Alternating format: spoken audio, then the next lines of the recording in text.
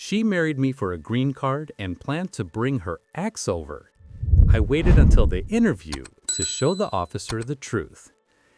I met Keisha 3 years ago while backpacking through Eastern Europe. It was like a movie. She was a tour guide. Beautiful, charming, intelligent. We spent 2 weeks together and I was hooked. When I came back to the States, we video chatted every single night. 6 months later, I flew back and proposed. I sponsored her K-1 fiancé visa. I paid for the lawyers, the filing fees, the flights. I spent nearly $15,000 just to get her here. When she arrived, everything was perfect. She was the perfect wife. She cooked, she laughed at my jokes, she charmed my friends. We got married at the courthouse, and she received her conditional green card. For 2 years, I thought I was the luckiest man alive. I didn't know that I wasn't her husband. I was just her sponsor. I was her ticket out of poverty. If you know anything about US immigration, you know that the first green card is only valid for 2 years. Before it expires, you have to apply for the removal of conditions. You have to prove the marriage is still real to get the 10-year permanent resident card.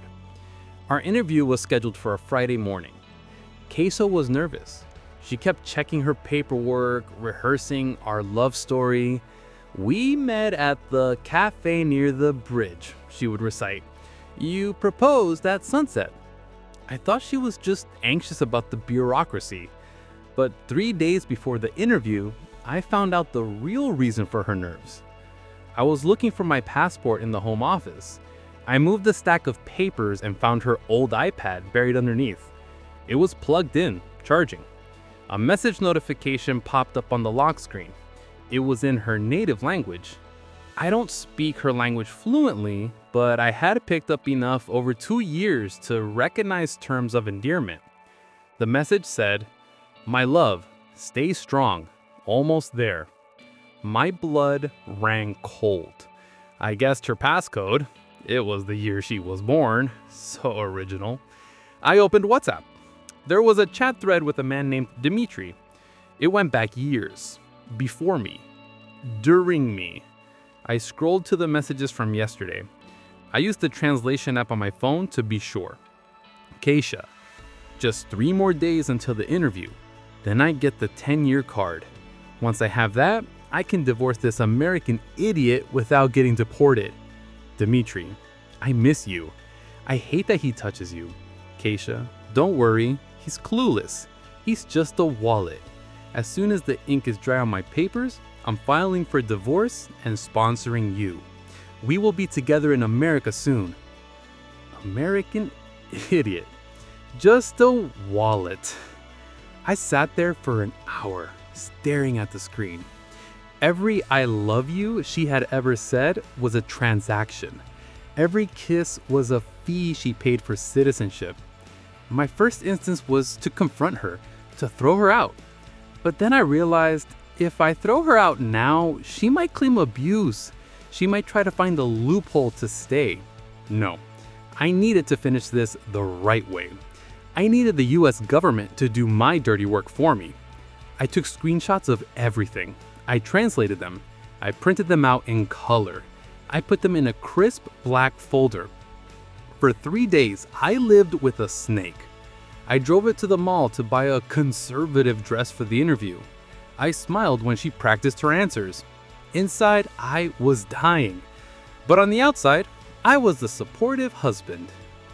The morning of the interview, the car ride was quiet. "Are you okay, baby?" she asked me, touching my arm. "You seem quiet." I looked at her. She looked beautiful, and I felt absolutely nothing but disgust. "I'm just focused," I said. "I want to make sure we give the officer everything he needs." She smiled. "You're so good to me. We're going to celebrate tonight. Maybe go to that Italian place." "Oh, we're definitely going to celebrate." We arrived at the USCIS building. We went through security. We sat in the waiting room, holding hands. Her hand was sweaty. Mine was dry as a bone. Officer Milder called our names. He was a stern man with glasses, sitting behind a thick glass partition. He asked the standard questions. "Have you resided continuously?" "Yes," Keisha said, beaming. "Do you share financial assets?" "Yes," she said, sliding over our joint bank statements. Officer Miller looked at me. "Sir, do you have anything to add to support the validity of this marriage?" Keisha squeezed my hand, expecting me to launch into a speech about how she's my soulmate. I pulled my hand away. I reached into my bag and pulled out the black folder. "Actually, Officer Miller, I do," I said. Keisha was confused. "Honey, what's that? We didn't prepare that." I slid the folder under the glass partition. "I would like to submit evidence that this marriage was entered into for the sole purpose of evading immigration laws. This is a transcript of messages between my wife and her boyfriend back home, dated 3 days ago, detailing her plan to divorce me and sponsor him immediately after this interview." The silence in that room was the loudest sound I have ever heard. Officer Miller opened the folder. He read the first page. His eyebrows shot up. Keisha tried to grab the folder back, but it was behind the glass. "No!" she shrieked. Her accent suddenly got much thicker.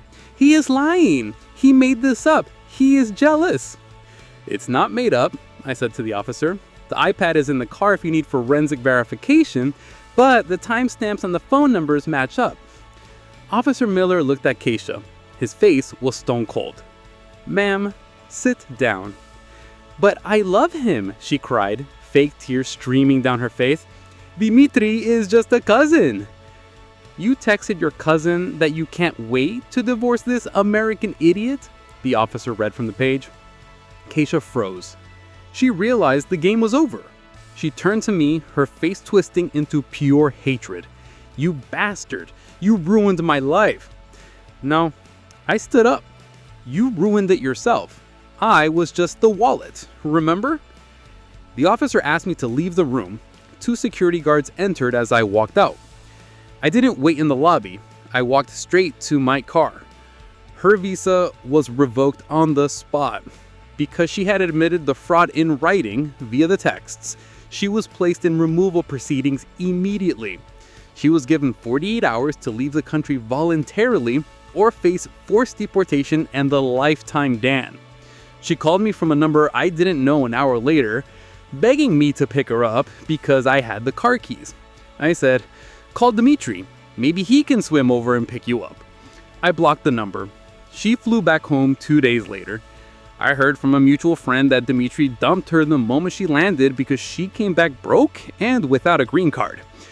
I'm out $15,000, but honestly, watching the color drain from her face in that interview room was worth every penny.